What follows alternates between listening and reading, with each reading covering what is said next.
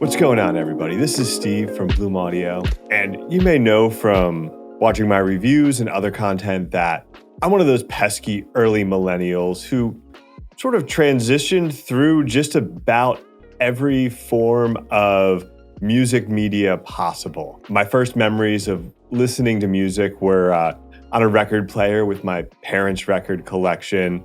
As I got older, I got my own cassette player, got some hand-me-down cassettes from my older sisters, and started collecting some of my own.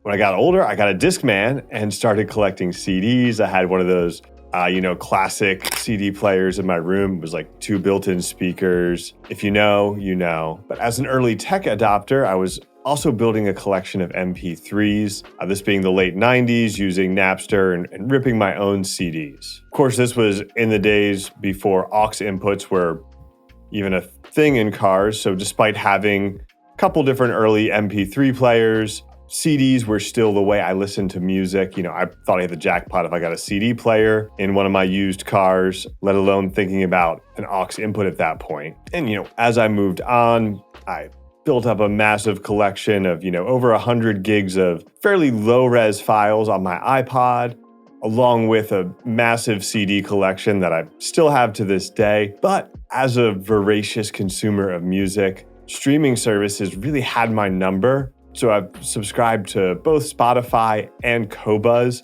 As of late, I've found myself drifting back to CDs as my main form of listening to music, buying more CDs, and spending less time with the streaming services and more time rebuilding that collection of digital music, in a file format that sounds a little bit better than the MP3s I downloaded off Napster in 1999. And doing all that made me sit back and ask, what is the best format for listening to music? What's the best audio media format? We've got vinyl, CDs, digital files, and streaming. And we're going to take a look at some of the pros and cons of each one and try to figure out which one is the best, or maybe which one is just the best for you.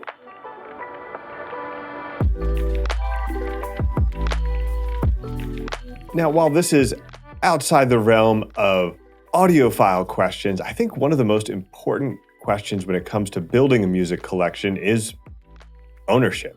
And ownership in 2 different ways. One being, the physical ownership to have a piece of music on a CD or a record, to be able to lend that to my friends or smash it in protest or whatever else I want to do. And then also that idea of a legal license to use a piece of music for my personal use in terms of digital files. Streaming services, on the other hand, give you no ownership of any sort.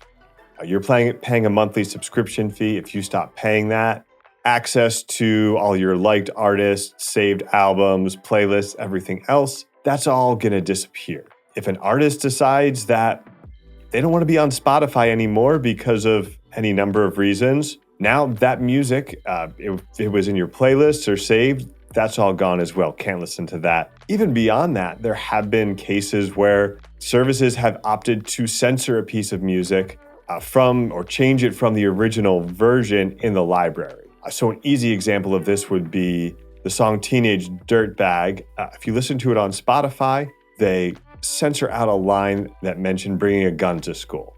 If you want to listen to the original version of that, even if you've heard it before on Spotify, it's not there anymore. You're going to need the CD or a digital download. But of course, if you don't have that file on your computer, it's possible that the service providing that download can edit the file in the cloud or on their service, making that original version even harder to get. So while there are all these other factors that are really important that we're going to talk about, from the convenience, the systems you use, the sound quality, and all of that, we can't really leave ownership out of the bigger equation of what media formats are really the best for music. So as we're having this discussion, the rest of our points are going to have to do with the convenience of listening, the sound quality, the experience, and all of that.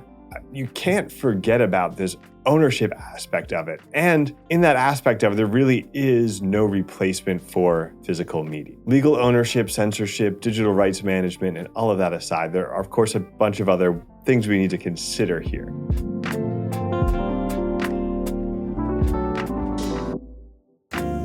I think one of the most important ones is where you listen to music, and I guess how you listen to it as well. If you're mostly listening on your commute to work, whether in a car, on public transportation, vinyl's not really going to be an option there. On the other hand, if you're building a dedicated listening room that you want to make into a complete multimedia experience, vinyl might actually be a really awesome choice for that space. So the main considerations here with the where and how, one is obviously the size of the media itself and the player.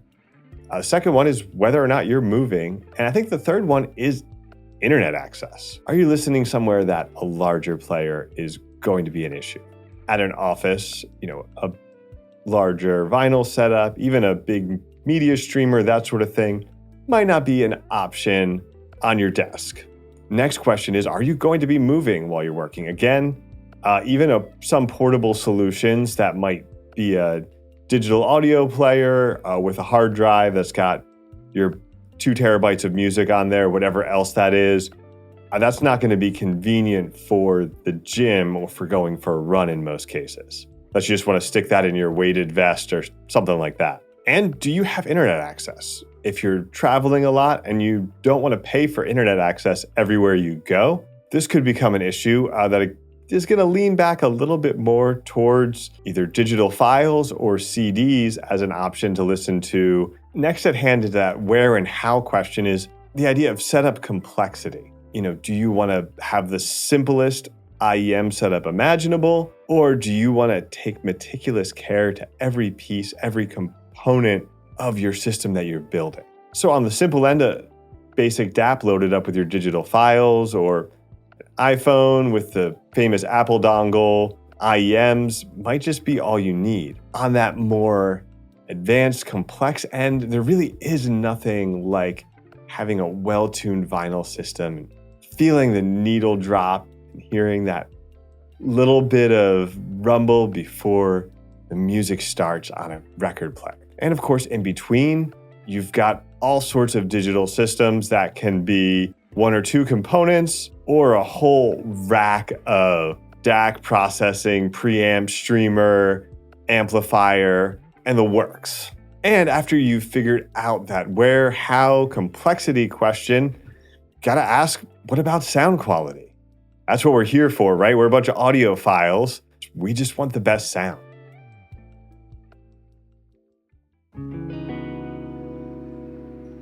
At this stage, in terms of sound quality, vinyl and digital files provide the highest ceiling. While nothing can beat a well-mastered vinyl on a meticulously crafted system, it doesn't stop digital files from trying. Some of the options like DSD 1024 offer just incredible reproduction of sound. And besides DSD, there's a number of formats like FLAC and ALAC that provide a level of quality that again exceeds what's on a CD and probably exceeds what you'll ever really be able to clearly tell the difference of. And of course, streaming services offer quality up to 192 kilohertz 24-bit. I think some may be higher at this point. Again, stretching that upper limit on what you can hear the difference on. What's funny in this whole discussion is one of the things that gets said a lot of, lossless, CD quality, better than CD quality. And it does kind of point you back to the timelessness of CDs. When the standard for CD quality was developed, there was a lot of research into what we can hear, what we can't hear. And of course, all this stuff ends up being limited by your gear, your headphones, your speakers, whatever you've got in between that perfectly mastered vinyl or that DSD 1024 file and your ears. If you got a $50 record player with a speaker built in at Walmart, most of what's going on with that record is going to be lost in translation. Similarly, you've got the highest resolution files, but you're plugging it into the Apple dongle to connect from your phone to your IEMs, and that maxes out at 48K 24-bit. So you're not even getting anything really beyond CD quality, no matter how high that goes up.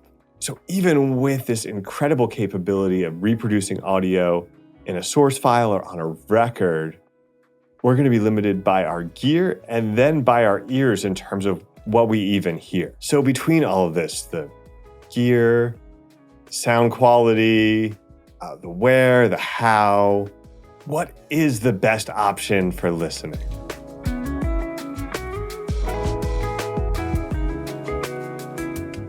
Looking at all the options here, besides the convenience, quality, all of that, I think the first question is really, do you want to actually own music in 2025? Anything that's not a record, a CD, or a digital download currently on your hard drive saved isn't really yours, and it might not be there tomorrow. You're not really worried about that ownership aspect of the music.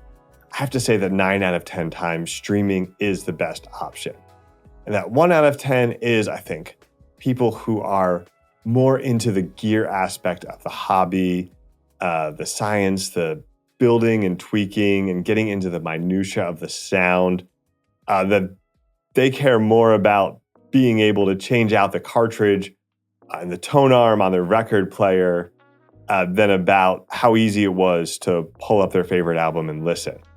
So if you're in that category, or if you have bad internet access or no internet access, that would be that 1 of 10 where there are other options that are better for you. Personally, I think the real best option isn't one option, but a combination. Most people have multiple ways and multiple places where they're listening to music. Maybe you want to build that incredible listening room.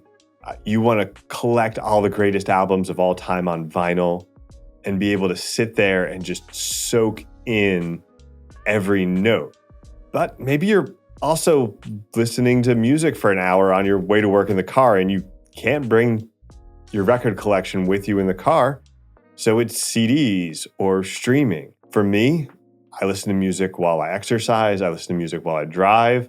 I listen to music at work. And I pretty much have a different way of doing it everywhere. In my car, I'm still primarily listening to CDs, and I've really taken up buying and collecting those again. While I exercise, I've got wireless headphones, streaming off my phone. And when I'm listening here, evaluating gear or whatever else, I've built up a pretty good digital library that I've been using more frequently. So I think more people have a audiophile lifestyle like that these days than are going to necessarily fit into a single neat mold. Even still, streaming is probably the best one-size-fits-all solution for music right now. But there's something about the experience. It's lacking, that joy of ripping the shrink wrap off of a CD or holding that pristine new vinyl in your hand before you put it on the player. And if you're currently only doing streaming, I'd say take a look at some other options. Maybe you moved on from CDs or vinyl to streaming. Maybe take a look back and see if there aren't more ways to just connect a little deeper with your music. Thanks for watching. You can check out a lot of great products for CDs, digital streaming, your digital downloads, and your complete audio experience at bloomaudio.com. Be sure to like and subscribe, and we'll be back soon with more high-fidelity audio content.